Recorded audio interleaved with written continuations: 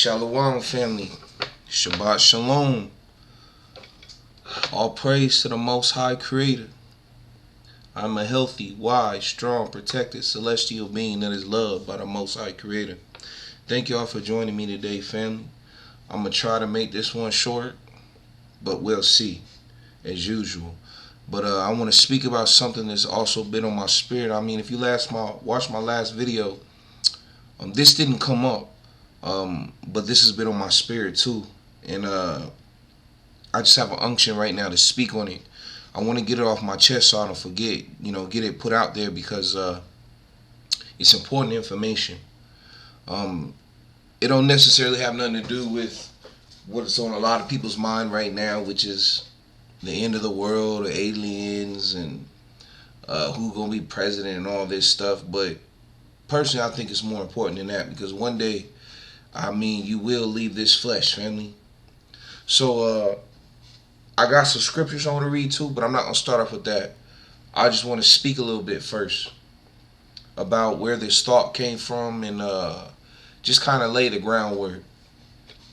So, let's start right here, right? So, there's this show, family, that I've been watching on Paramount. It's called Evil.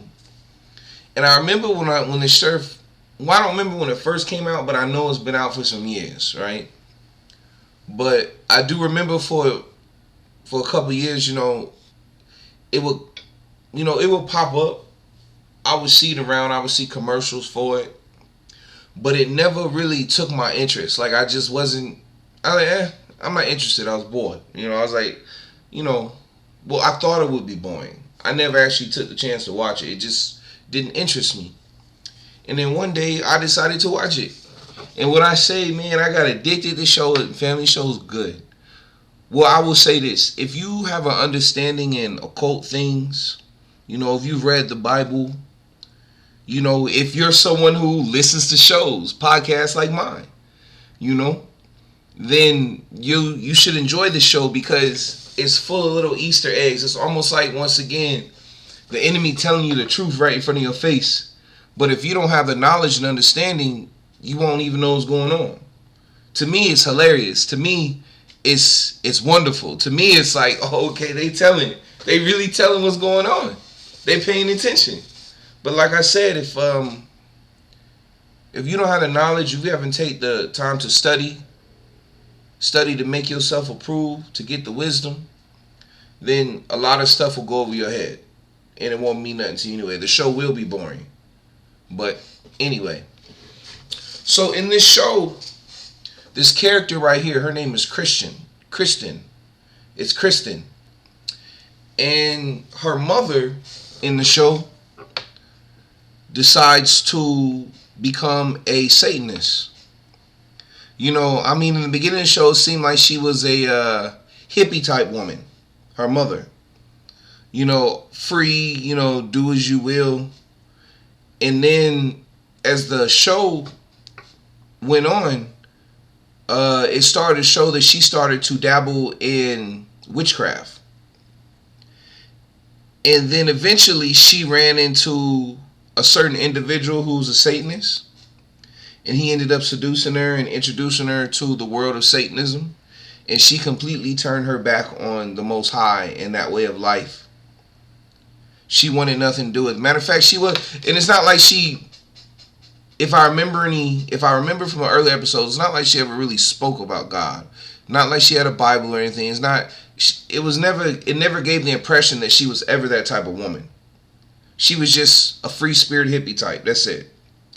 So, the girl Christian, I guess when she was younger, she mentions in the show she used to go to, she grew up Catholic, she used to go to church.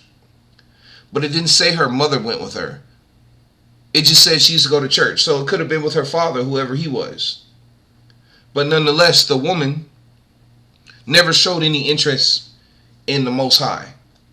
Her mother. And then, to make a long story short, something happens to her and she ends up in her deathbed. She ends up on her deathbed in the hospital.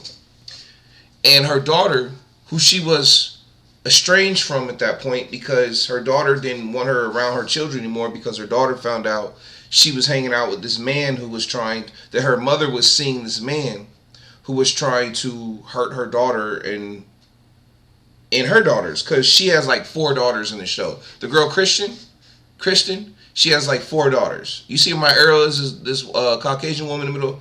Her name is shows Kristen. She had 4 daughters, and she basically told her mother, don't come around us anymore, because she found out her mother was hanging out with this man who was trying to physically harm Kristen and her children. So that's why they got estranged, because at first her mother, she was trying to tell her mother the man was no good, but her mother wouldn't listen. So eventually, like I said, she was like, look, you can't be around us no more. But once again, to make a long story short, Kristen's mother ended up in the hospital on her deathbed. And when she ended up on her deathbed, this man right here, he's a Catholic priest, the so-called black man.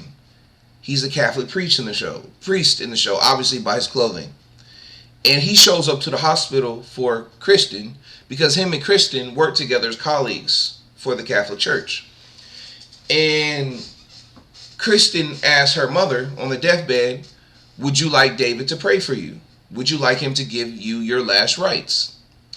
And the camera kind of, shows the woman where she kind of sits there and she contemplates it for a minute. Like she really doesn't want to do it, but she's here. And it's almost like, well, why not?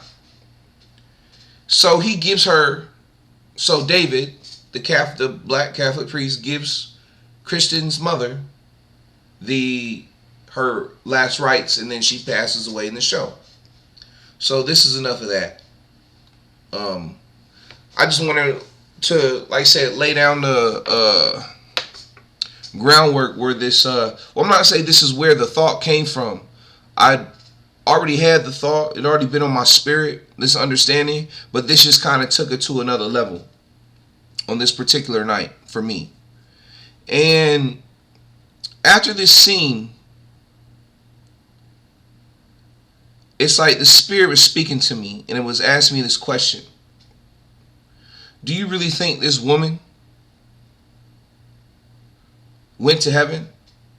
This woman look, if heaven and hell are real as far as Christianity goes, right? Do you really think this woman went to heaven, who didn't pay no mind to the Most High, who was actively, outwardly worshiping Lucifer or Satan? She was doing spells. She was killing people. She was doing all types of evil stuff for her own will, her own desires. And the only reason she is even accepting these prayers at the end is because she's about to die. She wasn't thinking about it when she was fine and walking around, all good. She wasn't thinking about the Most High at all. But now all of a sudden, you're in your deathbed, and now you want last rites. You want to be forgiven. You want to accept Jesus Christ in your life, right? And that brings me to, I want to read this scripture.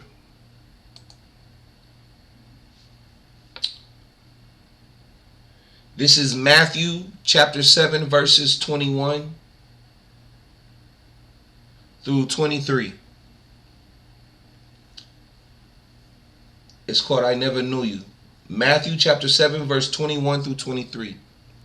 Not everyone who says to me, Lord, Lord, will enter the kingdom of heaven, but the one who does the will of my Father who is in heaven. On that day, many will say to me, Lord, Lord, did we not prophesy in your name, and cast out demons in your name, and do many mighty works in your name? And then will I declare to them, I never knew you. Depart from me, you workers of lawlessness.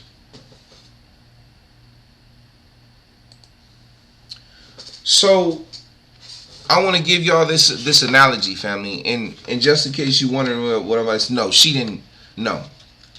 That's what the Spirit's telling me. This whole thing where people have, once again, Christian church has lied to us, family. This whole thing about you can sit here and be a sinner all your life and do this and do that, and you ain't got to do nothing, that you don't have to do nothing to serve the Most High, that you can just wait till you get old and then start asking for forgiveness.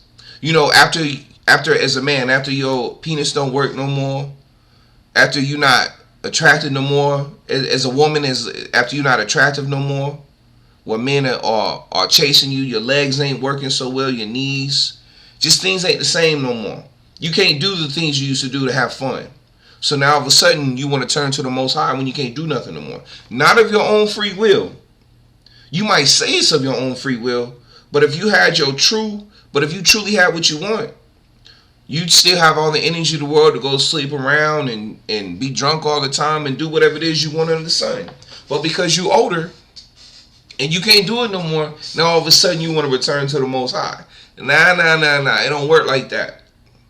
Because that's not a genuine desire for the Most High. That's not coming with a broken heart and contrite spirit. That's just now, it's just let's talk because I got time and I'm bored and I'm old and I can't really do nothing but sit and listen now. It don't work like that, family.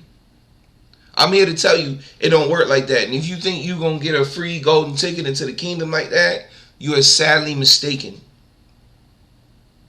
I want to impress on y'all again something I was saying in my last video, family. Remember, everywhere you go, you take the kingdom of heaven with you. Because you are, in essence, truly the kingdom of heaven. There is no kingdom without the people. Listen to me again. There is no kingdom without the people. Without the people, look, like I said, I've said this before, you can have a big city the size of New York. Let's say there's a kingdom the size of New York. But it was empty. No person in sight and no building, not in the ground, nothing. You know what that is? That's a ghost town. That's not even a kingdom. That's just a bunch of empty buildings. A bunch of empty husk. Not being used. Just decaying. Because there is no kingdom. There is truly no city without the people. A kingdom is people of like-mindedness, walking towards the same goal. You hear what I said? It is a people of a kingdom is a people of like-mindedness. There is no kingdom. There is no king without a people. And there is no kingdom without the people. If there was a man sitting on a throne somewhere talking about, yeah, I'm a king of this realm and this and that, but he ain't got nobody on, it's like, man, you just a lonely man sitting on a chair somewhere. Talking about you own this land. But let's be honest, if I got a group of people came together and they said I wanted the land, there'd be nothing you could really do about it because you by yourself. You can't defend all this by yourself against us. Against this hundreds or thousands of people I brought with me, this great host. You can't defend against this kingdom. This one man can't stand against a kingdom. And I'm not talking about, anyway. Are y'all getting what I'm talking about? Are you getting this understanding? The kingdom is the people. But this is what you have to understand, family, about this kingdom. I'm going to put it like this now. I want y'all to imagine something, right? Imagine, and this is me talking to people on this narrow path who's seeking the truth, seeking the word, who've made sacrifices in order to serve the Most High, to walk this narrow path. Those who call themselves Hebrews, those who believe themselves to be true Israelites, those who are part of the multitude, who want to make it to the promised land with the Most High's people. Imagine if you lived in a bad neighborhood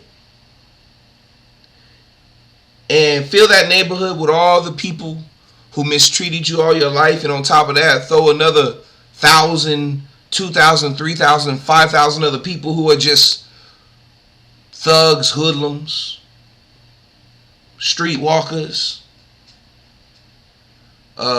people who are psycho murderers, people who are just about self and pleasing themselves no matter what they have to do to get what they want. They'll hurt people to get to what they want. They'll betray people to get what they want. Imagine you lived in this neighborhood full of thousands of people and it was just people, just horrible people with no morals. Everything they did is selfish and bad. Imagine this, right? And then imagine one day a meteor comes down, if you believe that type of thing, and hits that neighborhood that y'all live in, and all of y'all perish in an instant, just like that, right? Only for you to open up your eyes and then be in a place, to be in another place.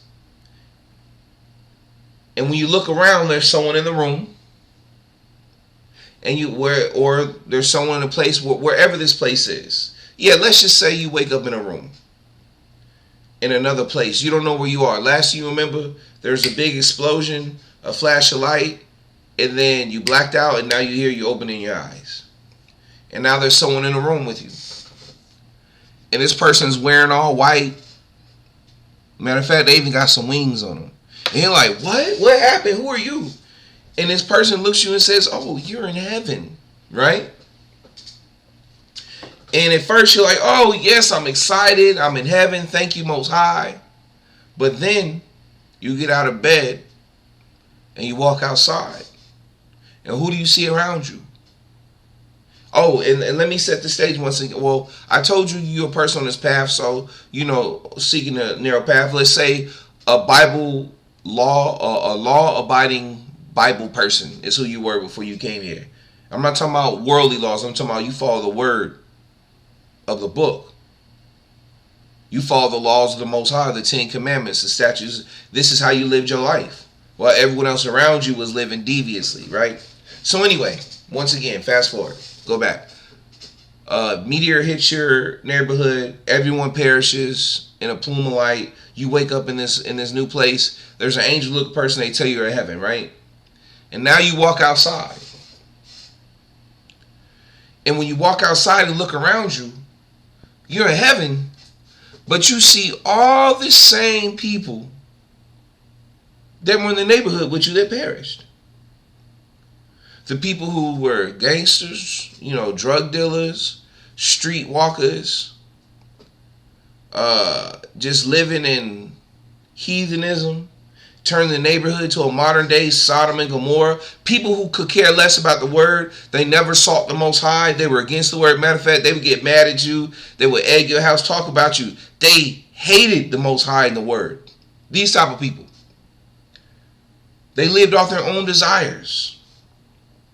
And then you wake up to find out that you live in a neighborhood in heaven now. Everyone in that neighborhood of Paris that night is now in heaven with you. And guess what? They didn't change their ways. They're acting the same way. They're doing whatever they want. They don't care about nobody. They selfish. They hurting each other. They trying to slang dope in heaven. Or so-called heaven, right? Now let me ask you something. Being logical, even though it's a made up, hard to believe story or analogy or example, think about it if that was truly you in that moment. Would that really be heaven, family? With those same people that treated you horrible all your life, those same people that constantly rejected the Most High, the word, called you dumb, laughed at you, just causing issues all around the neighborhood.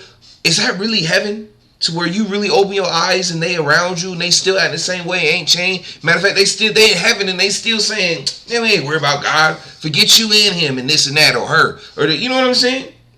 Would that really be heaven, family? Or would that be what? Hell. Family, everywhere you are, heaven is. Because heaven is the people. The kingdom of heaven is the people that inhabit it. And you know what type of people inhabit the true kingdom of heaven, family? This place, whatever realm it's in or wherever it is, you know who the true people, the true servants, the true citizens of heaven are? Those who do the will of the Most High, family. Those who choose to do the will of the Most High of their own free will. Heaven is a place of people who choose to be there, who want to be there. People who choose to live. Heaven is a place full of people who choose to live by the laws of the Most High Creator, family. It is their choice. It's in them. They wake up breathing, eating, living the word. Thou shalt not delete another person. Thou shalt not commit adultery. Thou shalt not lie. Thou shalt not covet. Thou shalt not have no other gods. Thou shalt love the Most High with all your heart. Idol worship. These laws, statutes, commandments. Passover. The Sabbath. The kingdom, the true kingdom of heaven is made up of people who follow the Most High. Listen to my words. Of their own free will. Who believe in the Most High. Of their own free will. Family, the only way a kingdom, a truly successful kingdom can work is if everybody within this kingdom, well, I mean, look, everybody is stretching it. But we talking about the kingdom of heaven. So we going to sell kingdom of heaven standard. The only way a true kingdom of heaven works, family, is if everybody there who has free will is on the same page of serving the Most High and the will of the Most High. It cannot work, as the word says, a kingdom divided amongst itself will fall. When people come in and calling Yahushua Satan, he was like, why would Satan fight against himself? A kingdom is made of like-minded individuals, family. Heaven is a choice. You got to understand this. It is a choice you make before you die a physical death.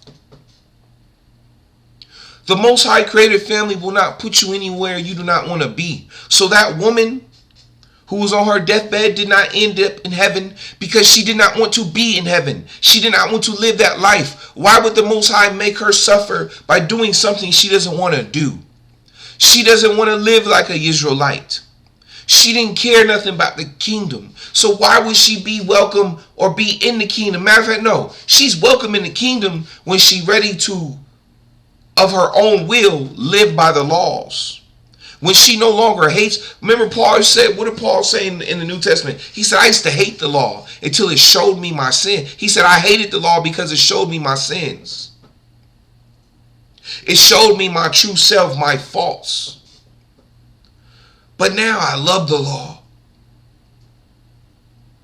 Because the law delivers you when you have a true understanding of it. Once you cleanse yourself of unrighteousness. She hated the law, family. And since she hated the law, there's no way she could live in the kingdom. The true kingdom, because the kingdom is full of people that are law-abiding citizens. Family, understand this once again. Let's go back to the Bible. Remember, the Bible spoke about the angels of the Most High. Or the fallen ones in the beginning. What did they do? They looked down on earth and saw that the daughters of man were beautiful. And they did what? They came down to earth and then took them to be wives. Understand what I say. Remember, family, these angels had what? Free will.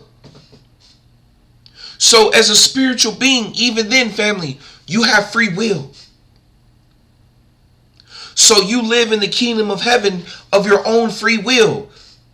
Family, remember, once you get to a higher plane of existence, a higher plane of understanding, nobody will be telling you what to do. It's really just suggestions. It's really just telling you what we need to do, but it's up to you to make the choice to do it of your own free will.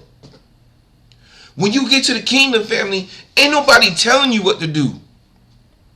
You are doing things of your own free will. You're serving the kingdom of heaven of your own free will. Not because you have to. That's not what the Most High want. Most High don't want nobody that's there because they feel like they have to be, or because they just want something, but they don't really so-called love the Most High or care for the Most High or the kingdom or the people. They just there for their own selfish reasons. That's not heaven. That's hell. You want, and matter of fact, I'll tell you right now. Remember the word says, don't nobody know you better than the Most High. Who knows your spirit better than you? Who knows the true depths of your heart and who you truly are better than the Most High? I'm going to tell you right now, you're not getting in the kingdom regardless. If you're not truly for this life and walk, best believe you're going to get found out. You'll never make it past the gate. Only true people who want to serve the Most High in their own free will be there. Understand this, family. Please understand what I'm saying. Do not think you can go through your life and do what you want, never seek out the Most High, and then you think on your deathbed that you're going to ask forgiveness and you're going to make it. No, you won't. Yahushua will say, I do not know you. And matter of fact, let me break it down a little more. Matter of fact, I want to go back and read that again real quick. I hope y'all understand what I'm saying, family. This, remember, free will, family, is an understanding I'm trying to give y'all. Free will. You make the choice to live by the word, by the Most High. You make the choice of your own free will to live in the kingdom. Nobody's forcing you to live in the kingdom. If you want to live in hell, family, where we are now, if you want to live in hell, you can stay here and the Most High will honor you. I'm not going to say that. The Most High will honor you. If you say you want to live in hell, family, like Lilith, when everyone got delivered from hell, when Yahushua went down to save them, but only person that said, nah, I'm good, I'm going to stay, was Lilith. I got to find that scripture again and show y'all. When Yahushua went down to the bowels of hell and freed the captives, except one was like, no, I'm going to stay. That was Lilith. Right? No, it was Jezebel. I apologize, it was Jezebel. But Lilith was probably right by her side, because they both two peas in a pot. But remember, family, free will. Most High will not make you unhappy to live in heaven where you have to carry yourself accordingly if that's not where you be. If you want to be where you can do what you want, hurt who you want, smoke, drink what you want, sleep with who you want, no consequences, make as many kids, not take care of them. If that's the life you want to live, then you need to stay in hell. If you want a life of destruction and strife and hardship, then you need to stay here in hell.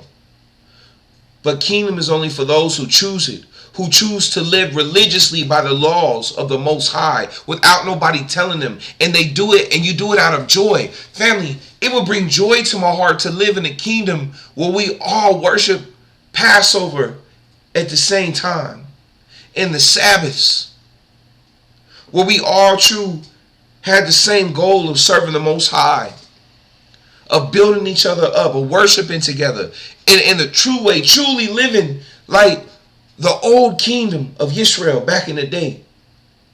The clothing, the way we talk, the way we carry ourselves, the way we give our children away, the morals that we live by. I'm not talking about the sinful years, I'm talking about the blessed years, the golden ages.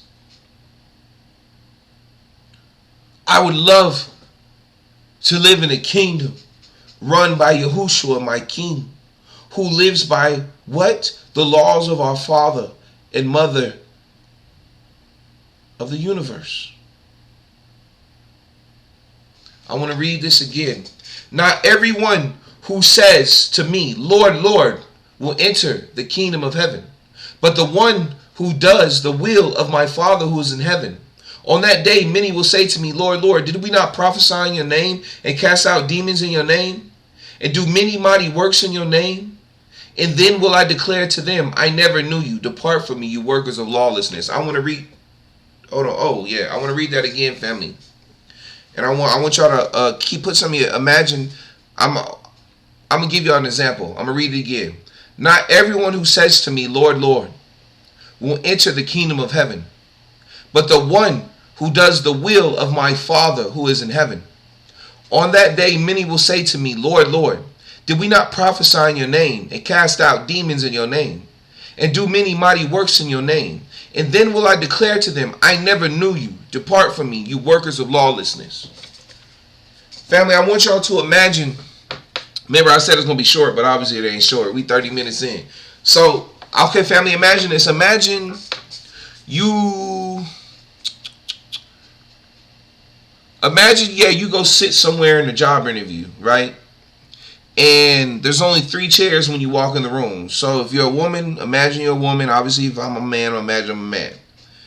And when you sit in this room, when you walk in this room for the job interview, there's 3 seats. 2 of them already taken on the left and right. The only open one is the one in the middle. So if you're a man, imagine it's 3 men. If you're a woman, imagine it's 3 women. So you go sit in the middle chair. And when you sit in the middle chair, at first it's quiet, nobody's saying nothing. But y'all sit there for a while, so conversation breaks out. And through the conversation, well, honestly, I'll put it like this, especially from, being on this path, you should have a little bit of discernment. So before y'all even talking, you kind of noticing the way each of the 2 gentlemen or women beside you are dressed. You see how they fidget in their seats. You see what their cell phone look like, if they have jewelry on, their clothing. So you kind of already reading their spirit a little bit. Matter of fact, you can feel their aura. But what solidifies it is when they both open up their mouth and you find out one, and let's say you come from a background, a poor background, a background of, suffering. Times you didn't have food, sometimes couldn't pay the light bill. Maybe you came from a background where a family member was an alcoholic or a drug addict. Just simply, slum life. You grew up living like a slumdog millionaire in the hood, right? Or just poor, period. And one of the people sitting next to you, the male or the female, right? One of them lives the same life as you. They grew up poor, went through almost all the same struggles as you, and then the other one grew up rich. Matter of fact, they still rich. They just, they looking to try to get a higher position right now. It's like a VP interviewing for that, whatever, right? And you talk to them, but at the end of the day, both people though, at the end of the day, are both respectful. Neither of them are cursing you out or, they're congratulating each other, saying, hey, I hope you do well in there. I hope you get a job too. I hope everything goes well. Like, everybody's good. It's all good vibes around. But in reality, you have a deeper connection with the person who's been through what you've been through than you do with the person who grew up rich. Although, look, you have a good conversation, rich person. They nice, the other person nice too, but there's certain things, jokes that the other person who grew up like you made that you understand, you both laugh at, and the rich kid can't, because the rich person who grew up rich don't understand it. They didn't grow up like that. It's just a different understanding. It's a different vibe with the person who grew up like you. Because you understand each other's struggle. You understand what you had to go through to be here. Vice versa to this person who was rich. And not saying they're bad just because they're rich, but because of who their parents were, they didn't have to go through what you went through. They didn't have to go through the struggle.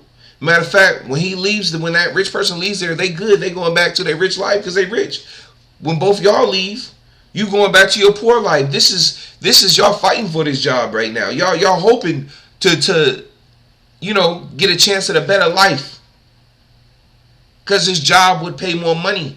So you have more in common with each other because of these things, and not so much with the rich person.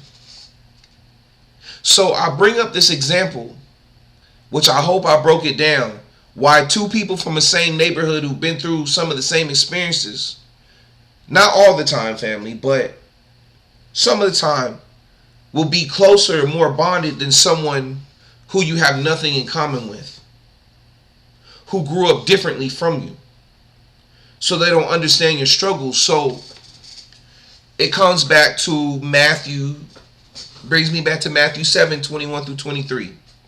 And I'm going to paint a picture for you. And the picture is, family, imagine you passed away and now you're standing in this other dimension and there's this long line of people, and at the very end of the line you see a gate, this big, huge, pearly gate covered with diamonds and gold and all this stuff, and there's these people standing in front of it, and they have wings and horns, and it looks like they're guarding the gate. But then when you look on the left side of the gate, you see another man standing there with this long beard and long hair, and it's white. And you're wondering as you get closer, I wonder who this man is, because also too, as you get closer, you start seeing, you look at the front of the line and you see there's some people who are being turned away from the gate, and there are very few people being let in. But you also see, as you walk up towards the gate, most of the people are walking, they're looking confused, in amazement, like, where are we? How do we get here? They just looking around, they talking, asking other people. But then you also see other people on the ground, on their knees, crying. And it's not necessarily crying like they are in, these people are laying on the ground. When you look further up ahead of you, you see people laid out on the ground, rolling, crying. Or if they're not rolling, they just sitting there, just letting it out. And people are looking at them like they're crazy. And they just passing by them, not saying nothing. Some people might even laugh. Because like, why are you acting crazy right now? Get up. We got to keep moving forward. Until as you get closer. And remember too, in the spirit, family, I truly believe there is no words in the spirit. There is no, you have a mouth and a tongue and we speaking how I'm speaking now, or how you speak in general to people. It's a spiritual thing. It's not a fleshly thing. I know we all want the flesh, but I'm sorry, in the spirit, it ain't the flesh. You leave the flesh here when you go home, family. So the closer you get to this gate, but I know for this analogy, we're going to stay in the flesh so y'all get understanding. So the closer you get to this gate, you're able to get the man on the left with the white hair, the long white hair and the long white beard. You're able to get a closer glimpse of him. To the point to where you both lock eyes. And in that moment that you lock eyes, family, just this feeling overcomes you. This feeling of sorrow, but at the same time happiness, joy, relief, gratefulness, and you fall to the ground. You like the people in the church when the preacher come up and put his hand, he's like, ha-ta, ha-ta, ha, yeah, in the name of Jesus, ha. And he touched the people. Well, he don't even touch the people, or he might touch their forehead and they fall back and the people catch them. Because the people fall on the ground and you got to come put a blanket on them. It's like that, but this is just from a look. Because from that one look, you locked eyes with Yahushua HaMashiach of Nazareth, your king. In that moment, you locked eyes. Remember, they say the eyes are a gateway to the soul. Yahushua said everything he needed to say in that moment of just a look, a glance. This is how powerful this look is, that it caused you to fall to your knees in sorrow and happiness and joy. And you ask, what is the sorrow? It's like happy tears, because in that moment, family, everything you've been through, remember, you might not even remember how you got to this place, what this line is, what this gate is. You might have been a little bit scared at first. You didn't know what was going on. What is this place I'm in? Where's my house? Where's my family? What is this line, people? What is this gate at the end? Who are these people being turned away? What is this place? And then when you lock eyes with our King, that look is so powerful. It causes you to release all your sorrows and pains and regret. Everything that happened to you on this earth, everything is released. It's let go of. Because at this moment, you know you made it. There's the King standing before you. You're happy. You're joyful. You're like, oh, my Lord, my King, I'm here. Thank you. Thank you. I made it. It's over. This hell is over. No more, no more, no more will the hell have power over me. I'm free. Free at last. Free at last. Thank the Most High Almighty. I'm free at last. I'm here. I'm at the gate. And you just fall to your knees in tears of joy because you so happy, you so joyful, you can't even walk no more. Because one look the King gave you. And in that one look you felt it all. It was in that one look you got a well done. You so happy, you felt it, you so grateful. You like, matter of fact, on earth, you always wondered, why I never fell down like the people in church. I never felt it. But now you felt it. Just pure joy and happiness is all the anger, all the hate, all the regret, all the pain, everything, all the sorrows leave your body as you cry and thank the Most High. Praise the Most High. Thank the King that you made it. You there. You finally made it to the gate. This hellscape is over. This testing is over. I've made it. And you sit there so long that Yahushua himself, your King, will come off the podium himself and pick you up and carry you over the threshold of the gates of heaven. He will carry you yourself. He will carry you himself. Or he'll tell his angels, go down and get my servant. Pick my servant up and carry them over the threshold of the kingdom. That's my people. Shoot, Yahushua will probably come down, will pick you up to be like, Yahushua be laughing. Like, oh, come on, get up. Yeah, it's fine, you here. You here, my brother, my sister. You here, you fine. It's okay now. You made it. You made it. You're loved. You're home. Come on. I got you. And what people don't know, remember I said at the front, barely most people getting turned away. Because it takes a true follower of the word who's really lived this life to understand what I'm saying. To truly understand. Haven't you had those days where you just, family, I'm not going to lie, aren't there some days where you just felt so down and so hurt that you just couldn't help but cry? But when you cried, although it was sorrowful cry, it felt good because it felt like the Spirit was there comforting you at the same time. Like you talk to the Most High, I'm sorry. I'm so hurt. Please come help me. Rest, you give me understanding. And as you cry, you start to feel better, like you're releasing things off your shoulder. You feel like the angels are around you, comforting you as you're crying. And you just thanking the Most High for the Most High's grace and mercy and love and joy. And you feeling it at that moment. Just take that and times that times a million. And that's what that feels. That's what I'm saying, family. There's no words. There's not going to be nobody there with their mouth talking, Lord, Lord, didn't I do this in your name? Didn't I do that in your name? You ain't going to need to say nothing. You just going to feel it, family. You just going to know. You just going to know that you're supposed to be there. You ain't going to have to speak no words because the Most High know your heart, know your soul, know your spirit. Most High, but why? Family, you ever heard, you know how once again, remember they say the eyes are the screens to the soul? You ever heard how, family, that everything you do in life is being recorded in the spiritual realm for the day of judgment?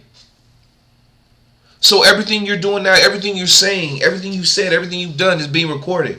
So when you get to the gate, family, understand, Yahushua ain't got to say nothing. Yahushua got your file in front of his face. Yahushua ain't got to say nothing. You ain't even got to lie. You ain't got to lie, boo-boo. You ain't got to lie. Because I already know what you did. I already know who you are. If you were one of mine, if you was really struggling, as the word says, if they did this to me, the master, what do you think they'll do to you, my student? Remember, family, the Bible does not promise you joy and happiness every day of your life here on earth. No.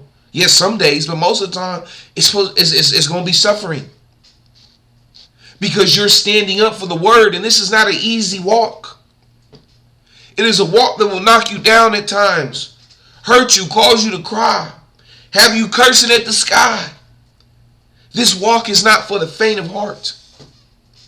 You can't tell me you're going to go through this life and everything we going through and you're not going to fall on your knees the minute you see the King. The day you see the gate and know that you finally made it. You can't tell me you're not going to feel something come over you. Something powerful that you made it. You done. I made it. I made it. I made it. You made it, family. You can't tell me you won't feel it. You'll feel it, all right. You're going to feel it. Come on now. There will be no words needed, family. No words. You will just feel it. And people might ask, well, no, I believe that. People might say, no, I believe that if you ask for forgiveness last minute, Most High forgive you. Nope. Family. This is why the Bible speaks about those coming to the Most High, who come to the Most High young and the youth are better off than those who are old when they come to the Most High. Because when you come to the Most High in your youth, more so, most of the time, you're genuine about it. You watch how you carry yourself. You're reading the word. You watch how you treat others. The things you say. You build up. You build up your life of religiously living by the law. And I don't mean religiously like church. I mean religiously not killing people, not stealing, not lying, honoring your mother and father, loving the Most High with all your heart. You religiously live as a citizen of the kingdom. So by the time you get to the kingdom, remember, the kingdom, family, is a place of free will. So by the time you get to the kingdom, ain't nothing new to you. Oh, this is what you're supposed to do? Yeah, this is what I'm doing on earth. This is how I care about. I ain't got no problem with it. But the reason those at the last minute, and I'm not even saying they're going to hell. They'll stay here in hell because this is hell. But the reason those who can't make it into heaven on their deathbed, who really didn't care about the Most High, is because they didn't build up the experience, family. You can't live in the kingdom and don't know about Passover and the Sabbaths and the laws, because then you just gonna cause issues in the kingdom. Because in the kingdom, once you get your youth back and your strength, you're gonna be trying to live the same way you lived on earth in the kingdom. And we can't have that in the kingdom, family. Living in the kingdom of the Most High is a choice. And it is a choice that you work at all your life, family. You live it in spirit and in truth. Not just word service. Family, I hope y'all kind of understand what I'm saying. The reason though, or let's say you was a rich Christian preacher, and you always just you grew up cookie cutter. And yeah, maybe you had little problems here and there, but for the most part, you lived a great life. Not no huge issues. You've been rich all your life. Or even if you wasn't rich, you was middle class and then became rich, became a preacher. But you're still a hypocrite. Because if you read the word, family, this life to truly live is Yahushua, who our king, who had no place to lay his head, but you a millionaire preacher or pastor or whatever you want to call yourself. And our king had no place to lay his head. You're going to be like, but didn't I cast out demons in your name and say this? He going to look at you like, man, I don't know you. Just like the example I gave you in the office, you could feel it. It's a mutual understanding of two people coming from the same place. Suffering, no suffering. Family, Yahushua no suffering when he see it because he been through it. So if you lived all your life in the lap of luxury and really truly knew no true hardships, You didn't give up your riches and follow him. Guess what, family? And this ain't me saying you can't be rich. There's been some rich people suffering. It's different if you suffered all your life and one day the Most High gave you the money. I get it later on. You've been through it. He gave it to you. But I'm talking about those who ain't never done really no suffering, no real suffering. Yeah, they had a hee hee ha ha here, but I'm talking about real suffering.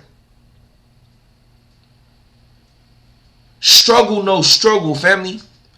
And you not going to make it through if you ain't had that real struggle. All you doing is lip service saying you believe in Jesus. And that, matter of fact, this even go for those Christian preachers who claim they didn't read the Bible, know the Bible, but you still don't know who the Most High's true people are. Boy, you in trouble. You talking about, I cast out in your name Jesus. His name ain't Jesus. It's Yahushua. Oh, but I serve the people of Israel. That's not the real people. These preachers are in trouble. They're going to be the main ones being told, no, I don't know you. Because you didn't tell the whole truth and nothing but the truth. So help you, Most High. Which the Most High tried to help you, but you was selfish and ignorant and had a heart full of hate and prejudice and didn't want to tell the truth. Because you didn't want to run off your congregation. In other words, you didn't want them to take the money out your pocket.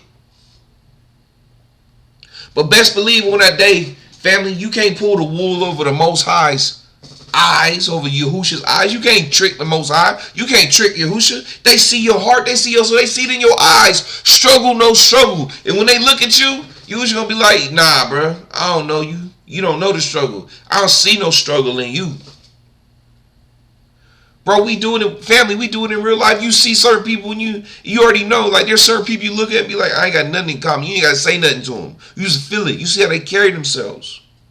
Y'all not from the same place. And it's not saying people from the same place can't come together and sup together and can't learn together. But there's a method to this madness, family. And you are not getting into the kingdom without suffering. You know why? And you know one of the most big reasons why? Because suffering causes repentance.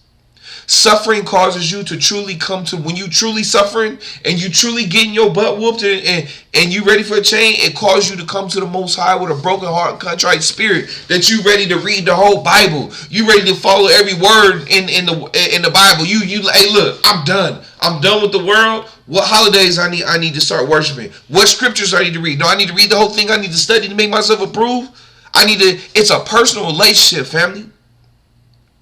I will say I do believe there are those people, though, who, let's say they started out knowing the Most High and they went through the struggle, but maybe just something just so crazy, so egregious, something happened to cause them to backbite and fall away.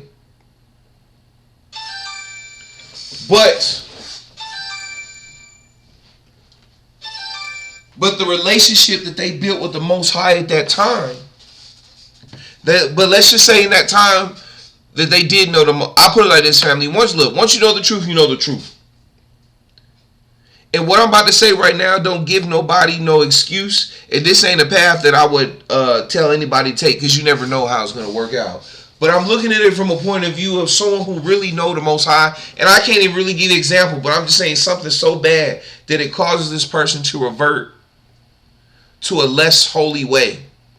To maybe do things that, not to maybe, but to do things that are unrighteous. But one day this person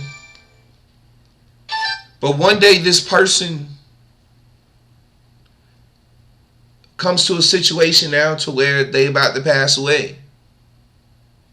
And they ask Yahushua to save them, to accept them. Almost like the thief on the cross. The two criminals who got dang it, what is it called? Crucified with Yahushua. I believe there are those certain people who can get to the end and ask forgiveness, but that's only because they truly, first off, they truly built at some point, maybe when they was little, they built a real relationship with Yahushua. Or maybe when they was a teenager, maybe in their early 20s, they actually had a relationship, but just something went wrong. But that's when I say Yahushua honors those who truly honor him. And Yahushua knows your heart. Yahushua knows what you went through. And Yahushua say, yeah, I saw what my servant did at the end of his life. And that they didn't ask to the last moment. But I know that struggle, and I know what they've been through. I see their heart. I see that's not what they wanted to go to. I see that's not what they wanted to do. But my servant was in a evil, fallen state. And matter of fact, I remember you judging my servant, you cookie cutter Christian. You ain't never suffered. Had everything. You may not be rich, but you always lived a good life. Had everything handed to you. And my servant, you understand, is from the bloodline of my people. The true people of Zion. And you scoffed at him or her. Spit on them.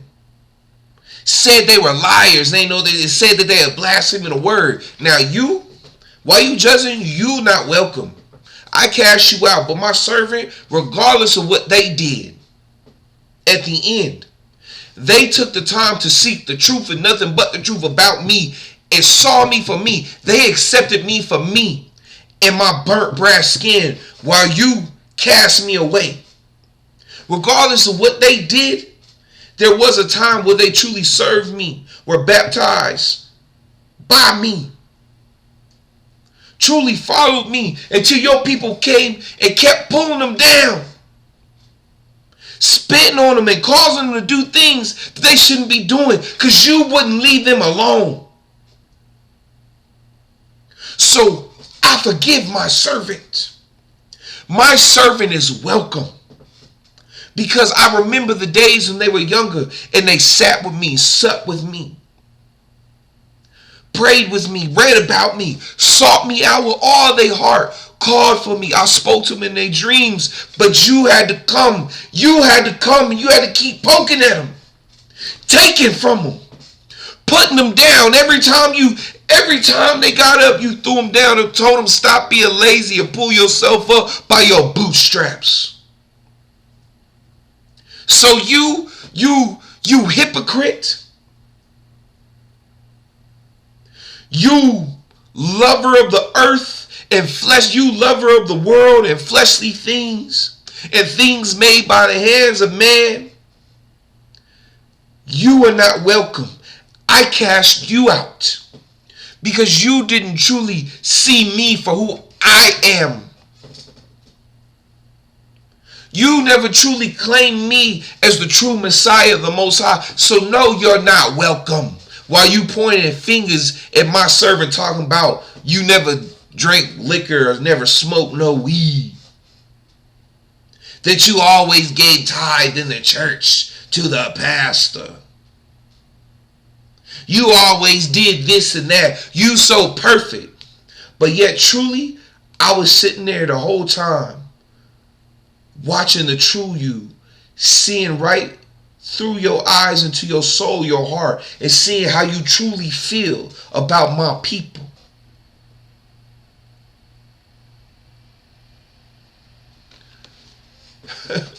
Family,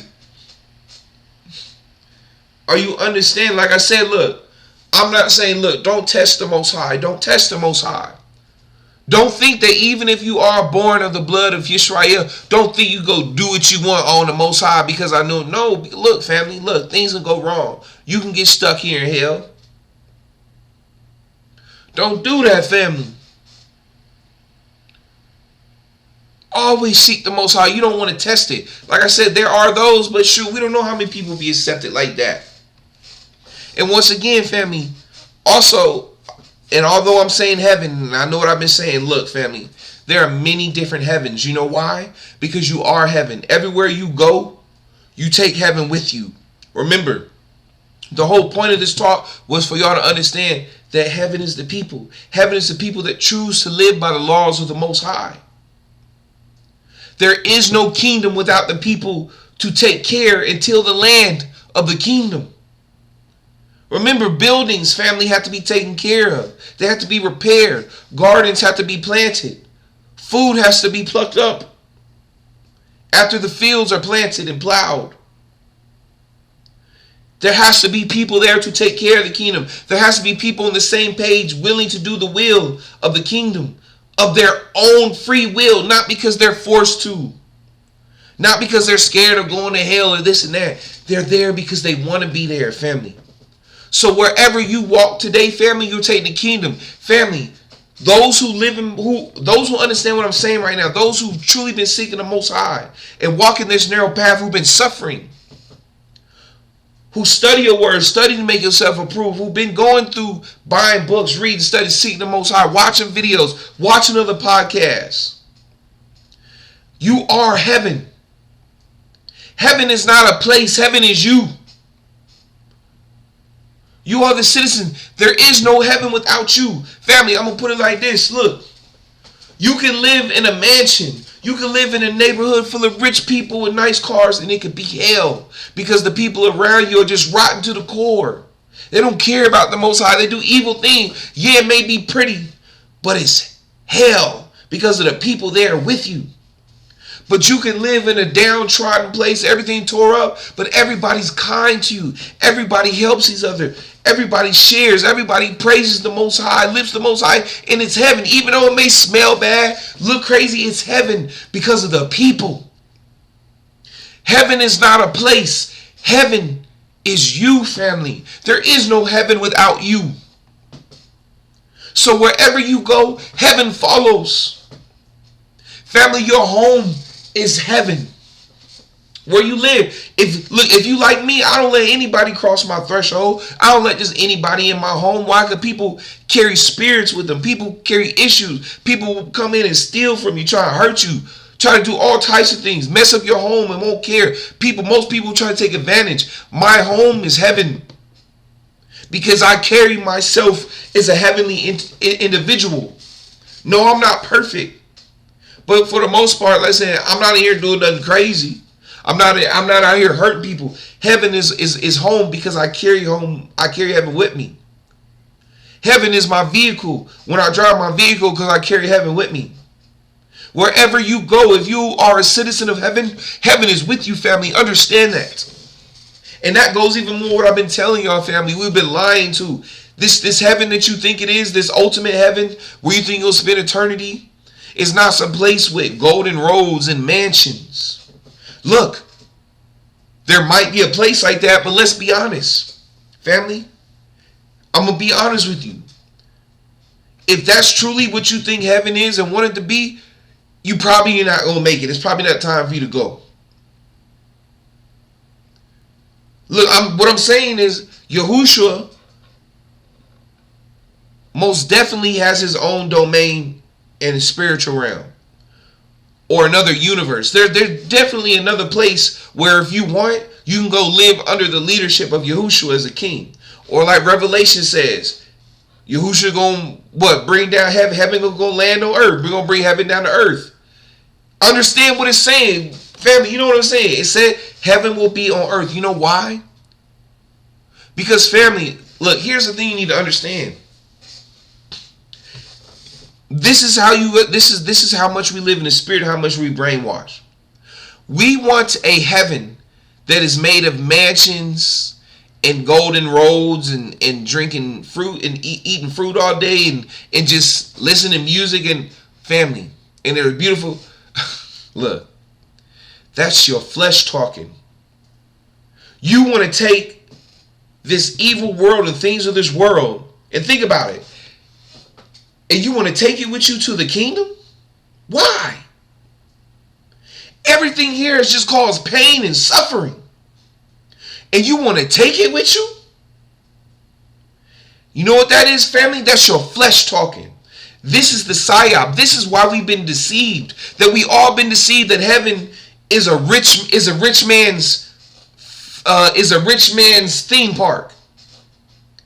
We've all been tricked to believe that heaven is what a rich man would dream for it to be. Mansions and golden roads. Family, how is heaven fun to have a whole mansion to yourself, just by yourself? You're in heaven. You don't eat, you don't sleep.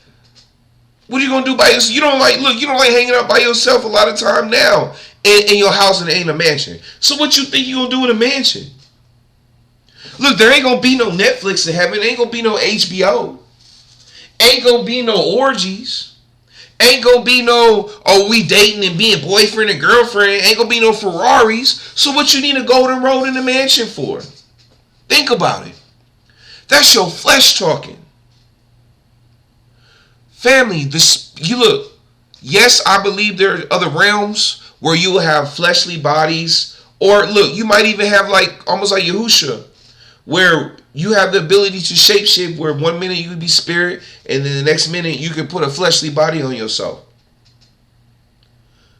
And there are different realms. I believe this, family, but there is truly no one place where you're fighting right now to go spend for eternity in just in one place. You would go mad if you could not leave a place for eternity, family. Understand me. You would literally go mad if you had to sit in a place full of mansions and gold roads and harp music and fruit for eternity. You would lose your mind. You'd be like, this is heaven. This is hell. I am so tired of this. Because that's your flesh talking, family. The true kingdom is the people. And the people choose how we want heaven to look. Aesthetically, I mean. Yes, we all live by the laws of the Most High. But we choose aesthetically how we want it to how we want it to look. Unless you choose to go live in Yahusha's kingdom for a minute, then it's going to look how it's going to look. Because that's Yahusha's kingdom.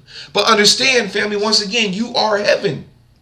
Once you cross over to the spiritual realm, family, you don't need to eat. You don't need to sleep. You don't need to do nothing that we doing now. Matter of fact, you won't even have a body, family. That's why I tell you, family, when we leave here, I'm telling y'all, I know I'm going to be right.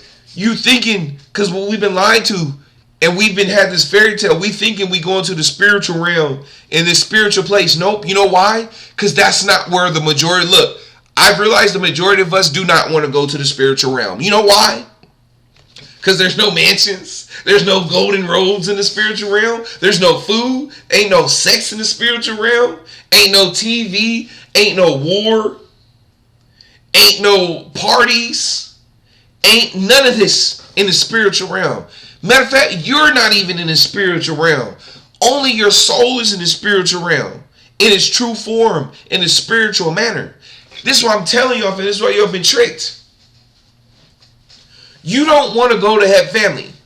The end, what I've told you on my last video, the end, which is where you become the Most High, which you become the ether, which you become everything, which you are not you anymore, which you are everything. Family, y'all not ready to go there. You don't want to go there yet. Let's be honest. Let's be honest, family. You don't want to go there yet. If you still walking around hoping for heaven with golden roads and mansions and food and hanging and chilling out all day and talking to people, you aren't ready to truly go back to the spiritual realm. Because none of that will be there, family. These are just things in your mind as a fleshly being. These are things of man. These are things of flesh. Ain't no golden roads and mansions in heaven, family. Because you are heaven. You create the heaven you want. But you created under the laws of the universe, the laws of the Most High Creator. Understand what I'm saying. Hear my voice. Hear my words, family. Most of us, the majority, are not truly ready to cross over. We are not ready to truly go to the true spiritual realm because it won't be nothing what you think it is. As long as you sitting here worried about nice cars and clothes and this and that, family, you just want to go to another dimension. That's all it is. You want to go to it, which you will. And honestly, I think I am too. I think that's what we all going to do probably, maybe. Not all of us, but the majority of us are going to different realms first because we're not done with our training. We're not ready to give up the physical. And I don't mean come here. Look, honestly, I don't want to do this earth no more. You know, look, maybe if the earth transforms like just the way of life and the truth comes out about flat earth and the domes and the different rings and differently, then that's different. But one to where we can travel and go to these different places and meet different beings and do, you know, almost like a Star Wars movie or something like that, right? Then yeah, I might want to come back and experience that. here. Experience something other than this mundane so-called American dream of always paying bills on the first and doing it. Oh, man, this life is garbage. This world is garbage compared to the possibilities of the spirit, compared to the possibility of the other realms out there. But once again, family, I hope y'all be listening. I hope y'all learning something. But hold on, let me go through. Matter of fact, I'm talking. Let me read these scriptures. So I already read it. I'll go to Ecclesiastes chapter 12, 1 through 3. Don't let the excitement of youth cause you to forget your Creator. Honor Him in your youth before you grow old and say life is not pleasant anymore. Remember Him before the light of the sun, moon, and stars is dim to your old eyes, and rain clouds continually darken your sky. Remember Him before your legs, the guards of your house, start to tremble, and before your shoulders, the strong men stop or stoop. Remember Him before your teeth, your few remaining servants stop grinding, and before your eyes, the women looking through the windows see dimly. Here, remember what I said, family? Remember what I told y'all.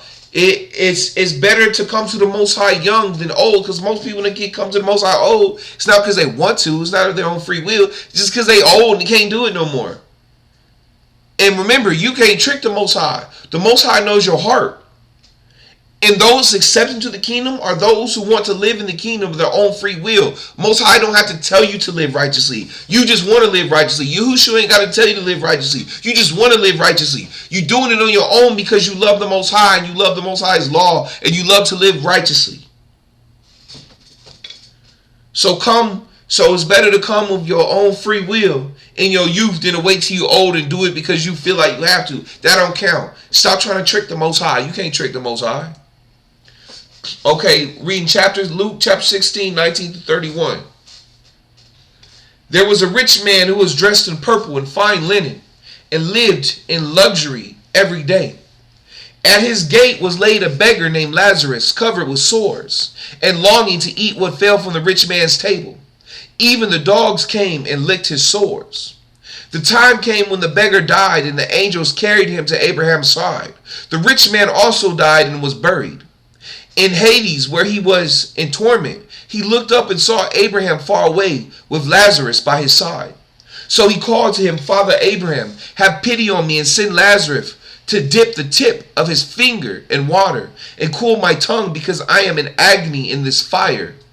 But Abraham replied, Son, remember that in your lifetime you received your good things, while Lazarus received bad things. But now he is comforted here, and you are in agony.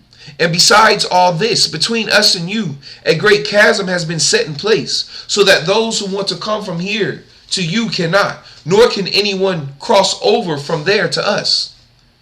That sounds a lot like, family, I tell you, once you know the truth, you know the truth. Ain't no going back. He answered, Then I beg you, Father, send Lazarus to my family, for I have five brothers. Let him warn them, so they will not also come to this place of torment. Abraham replied, They have Moses and the prophets. Let them listen to them. No, Father Abraham, he said, but if someone from the dead goes to them, they will repent. He said to him, If they do not listen to Moses and the prophets, they will not be convinced even if someone rises from the dead. Once again, family, free will. Some people aren't ready to live righteously. They want to live lasciviously. They want to live in squalor. They want to live like Sodom and Gomorrah. And you can't change them, family, because it's in them. Their minds, their souls, that true mark of the beast have already been marked by the beast system and the dainties of the beast system, the gifts of the beast system, the gifts of Satan, not Lucifer, the gifts of Satan. Remember, Satan, the enemy. The adversary, that could be anybody feeding your lust, anybody feeding your downfall, because you don't want to live. Remember, it's a choice to live righteously, family. It's a choice. Man, I wonder how many people made it this far in the video before they cut me off. Okay, let's go to the what? Like, anyway, did I say it all? Yeah, remember. Yeah, it's a choice. So if you're not listening to the prophets, you won't pick up all the people who won't pick up the word and read it themselves, won't listen to those trying to tell them about it. Look, they're not listening to them. They're not gonna listen to no ghosts. When they see a ghost, all they're gonna do is run and scream and tell them to get away from me. They're not gonna listen to no ghost either. They're gonna be too scared. Matthew chapter 8, verses 18 through 20. When Jesus saw the crowd around him, he gave orders to cross to the other side of the lake. Then a teacher of the law came to him and said, "Teacher, I will follow you wherever you go." Jesus replied, "Foxes have dens and birds have nests, but the Son of Man has no place to lay his head." Remember I told y'all, family, suffering, no suffering? And then honestly, this is an allegory too. When Jesus saw the crowd around him, he gave orders to cross to the other side of the lake. Then a teacher of the law came to him and said, "Teacher, I will follow you wherever you go." There you go. There goes that, my Lord, I did this in your name. And what do you say? Jesus replied, "Foxes have dens and birds have nests, but the Son of Man has no place to lay his head." In other words, you wolf in sheep's clothing. You don't know my suffering. You're not about this life. Crossing over the water, family, that's allegory for crossing over from the physical to the spirit. He can't cross. He telling him, man, you can't cross because you don't know my suffering. You haven't taken up. He telling him, you ain't taking up your cross. You a hypocrite. You say you follow me, but you don't. With your long, elegant clothes, taking money from my people and filling your coffers. Not using the money given to you to feed the sick, the poor, take care of the poor, to feed the poor and to heal the sick and to take care of the widow and the orphans. You not doing my will? No, you can't come cross over. He just told him no. Family, come on. It's right there in the word. You should go. Matthew 8, chapter 8, 18 through 20. When Yahushua saw the crowd around him, he gave orders to cross to the other side of the lake. Remember, water represents spirit and wisdom too, family. Then a teacher of the law came to him and said, "Teacher, I will follow you wherever you go." Yahushua replied, "Foxes have dens and birds have nests, but the Son of Man has no place to lay his head." In other words, bro, you can't come. You don't know the suffering I've been through. I see you ain't suffered enough. We ain't got nothing in common. How you come live in my family? That's like someone coming living in your house that you're not friends with. That's like you having an extra room and letting a random stranger come in your house who you don't know. Y'all don't have the same beliefs. You don't even like each other. Y'all just read the same book once. That would be a hellhole. You don't want to live with each other because you do the dishes and clean up. They don't never do the dishes and never clean up after they self. They always playing their music loud. Always having random people over your house. They don't clean up after they self, never. That would be hell. Why would you let someone like that in your house? So in other words, why would Yahushua let someone in his kingdom who does not want to live by the law, who does not want to sacrifice in order to live righteously? Come on now. I got one more. Blessed are the poor in spirit, for theirs is the kingdom of heaven. Blessed are the poor in spirit, for theirs are the kingdom of heaven. That's Matthew chapter 5, verse 3. Blessed are the poor in spirit, for theirs is the kingdom of heaven. Blessed are the poor in their spirits, because they suffered. They've been through. And suffering breeds what, family? When you suffer enough, it causes you to have a contrite heart, causes you to have a broken heart and contrite spirit. It causes you to repent. It causes you to seek the Most High. Family, remember, this is how it works, unfortunately, in life. When everything is good and you have everything you need, you stop praying. Or you don't pray as much. You don't talk to the Most High as much because you think you're good. You don't need nothing. But when you suffer, what do? You pray. You pray, you pray, and you pray more. You seek the Most High's face. You remember the Most High because you need something. Although that shouldn't be the only reason because you need something. But that's why the word says always praise the Most High. Even when you're having good times. Even when nothing's bad. Don't only worship and pray when times get hard. But pray all the time. This life is a test, family. Man, okay, family. I'm done. I believe I explained it.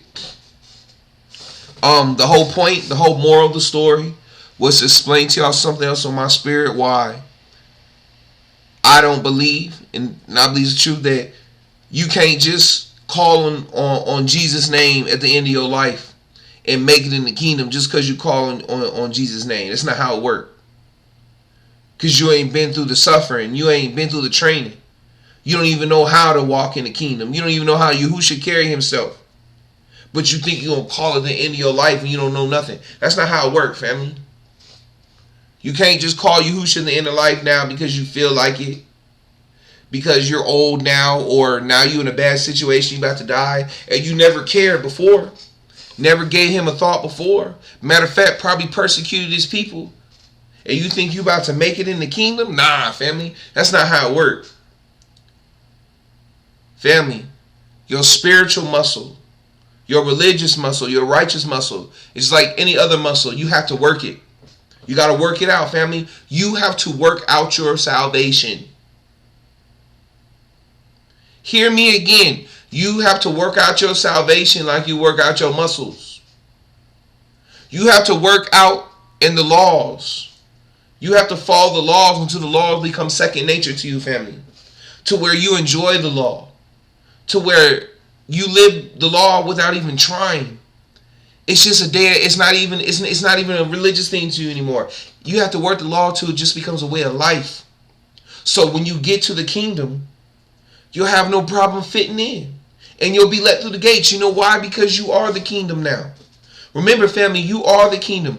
The kingdom is not a place, it's the people. The people make the kingdom.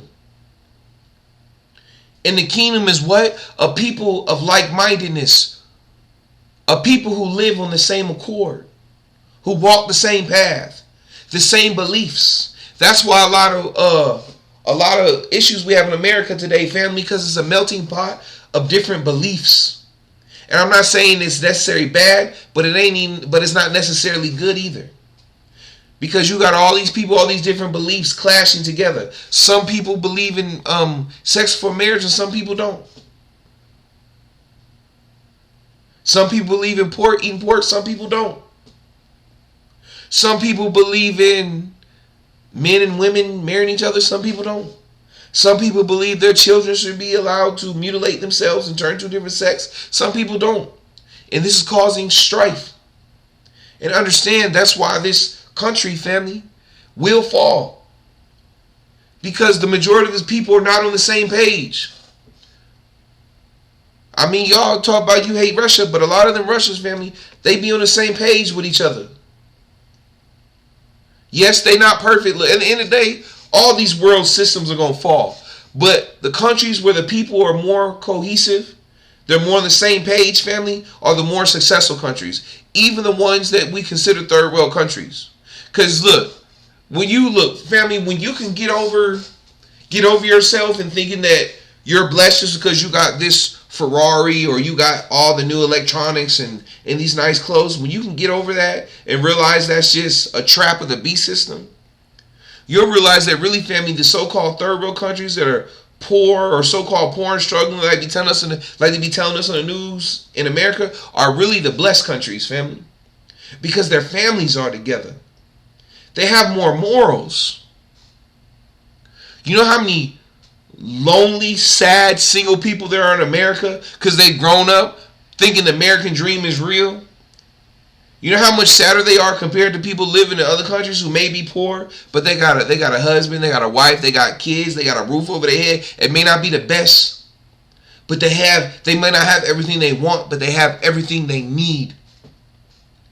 And no, they're not perfect either. They have those that, obviously have the issues, but man, anyway, family, those who know what I'm talking about, you know what I'm talking about.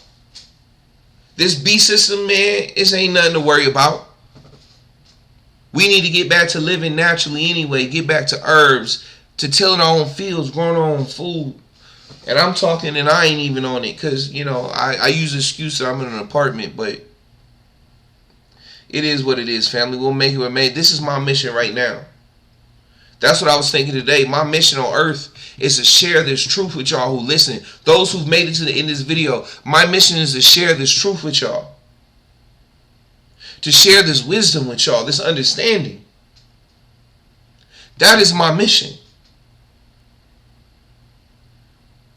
And I might think, if I live past lives, I might ask the question, dang, Most High, why am I here then? Did I do something wrong? But then the thought came to me, and I've heard this before, but today there's a difference between hearing something and then really having, but hearing it, but not really having an understanding, or not having a deep understanding, but then hearing something and having a truly deep understanding. And now, with the understanding where I'm at, I can now more so understand when people say, I chose to come here. To have the wisdom and understanding I have, I can see more now. I chose to come here. Why? To free you. To help you get free of this matrix. To help you get free of this beast system, to see the truth. To understand what the true mark of the beast is. And it ain't no tattoo. It ain't no jabby. It ain't none of that. It's your mind. It's your soul. It's your actions. It's who you choose to serve, how you choose to live your life. Do you choose to live by the beast system, to live a fleshly way of life, or do you choose to live righteously by the laws of the Most High? That's the true mark, family. Which lifestyle do you choose? Do you choose to live the ways of the Most High, or live the ways of the beast system that will have you on your knees, bowing to a man and sticking stuff in your arm? It'll have you taking people's lives for money. It'll have you selling your soul, selling your body for trinkets and luxury items. It'll have you abandoning your wife or your husband, abandoning your children. That's what the beast system will have you doing. Who are you marked by? The Most High? By Yahushua? Or the beast system? It is not a physical mark, family. It's a mental and spiritual mark. Like the Most High told Cain, hey, you better cast them bad thoughts down before they cause you to do something crazy. And then what did Cain do? Not listen. And then what did Cain do after that? When he didn't listen, what did Cain do? He went and took his brother's life. And then what did Most High do to Cain after that? He marked him on his head. But it wasn't a physical mark, family. It was a spiritual mark. But it was also a mental mark, because Cain didn't want the mind or the spirit of a righteous man. He wanted the mind of a beast. He wanted the mind of a citizen of the beast system. And that's what he got. But just like when you go to Exodus 13, like I told y'all to read, and what does the Most High say to our people in Passover? Every year around this time, celebrate this day. And your children will ask, why do we do this day? And you remind them why we do it. Because in this day will be like a reminder to your children of me. As a what? As a mark on their forehead and what? Right hand. As a mark on their what? Their forehead and their right hand. And what is that mark? Remembering the Most High. And when you remember the Most High, what do? You carry yourself as a person who remembers the Most High, because you know the Most High is watching you in every move you make. And if you don't believe me, then go to Revelation 13. Chapter 13 says the same thing. And that tells you how the enemy, it gives you the enemy's mark. And really, it's really talking about money. I mean, it's talking about the whole beast system, but really, it's talking a lot. Look, from my understanding, it's more so talking about money. Look, for one, the beast system in general, like I said, it's your mind and your choices. But if you want to go physical with the mark, the mark is more so money than it is a tattoo or something else. Because ain't nobody out here selling their body, taking people. Look, family, everything we do in the world today, come on, all the evil, is it not done for the sake of what? Money? People join the military to go hurt other people for what? Money. They getting paid. Ain't nobody doing the military for free.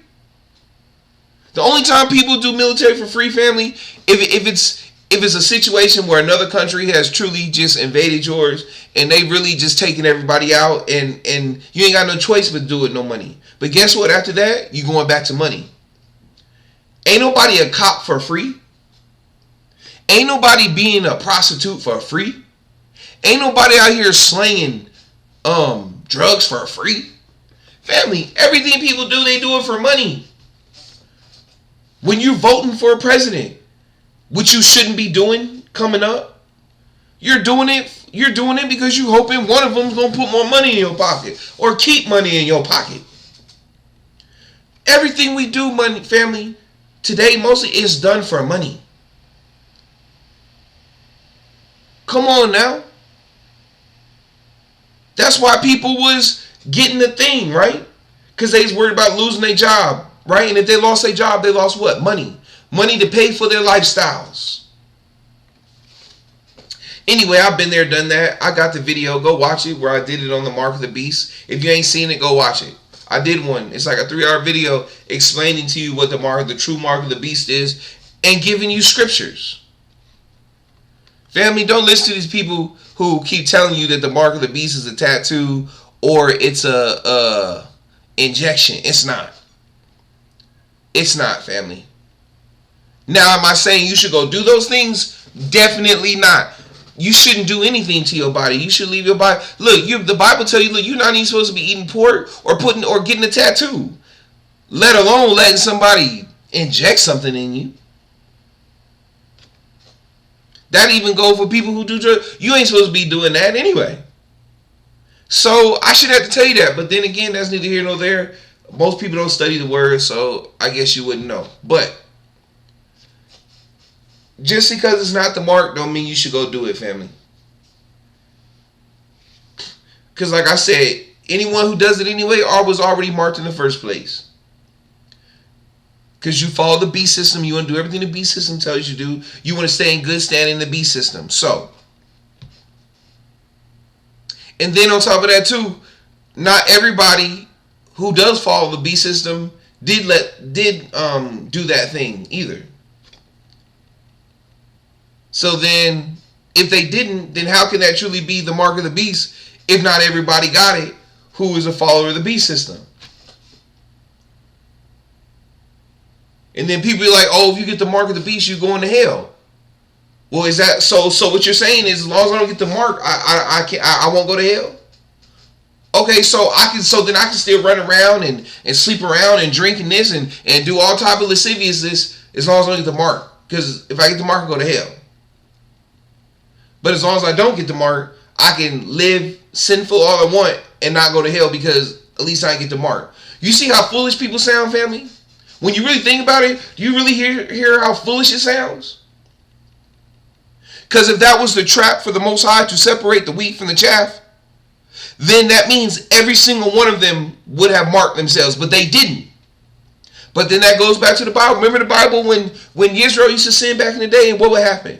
First, the Most High would probably send some pestilence, and whoever didn't die by pestilence would die by the sword. If you didn't die by the sword, then you would die by hunger. If you didn't die by hunger, then that wild animals would get you. At the end of the day, family, this is why I say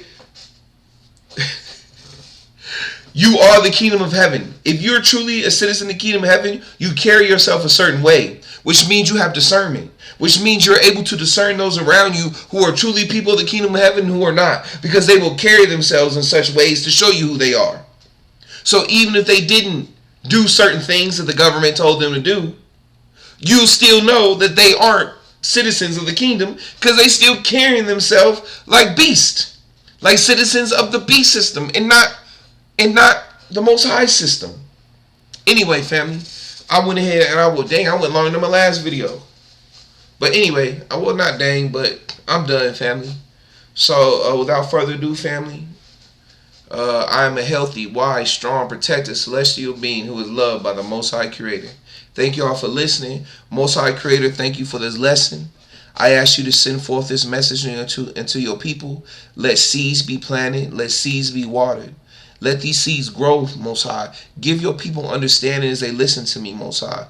Most High, take away people's negative thoughts and feelings about me, Most High. If they have any negative thoughts or feelings, or they complaining they don't like my voice or like how I read, Most High, cast it out.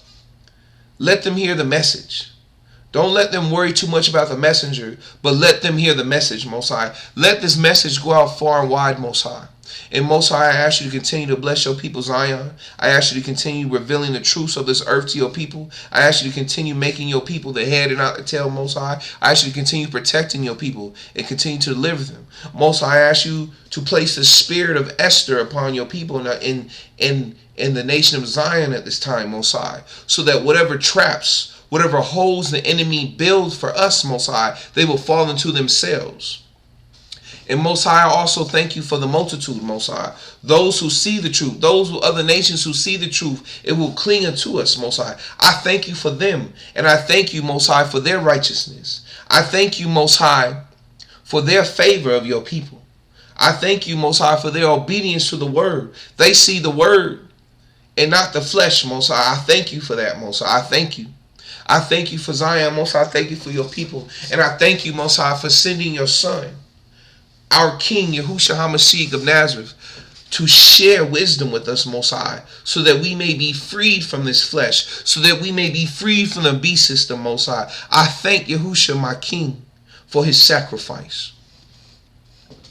I say, and I say. All right, family. Be blessed. I'll catch y'all later.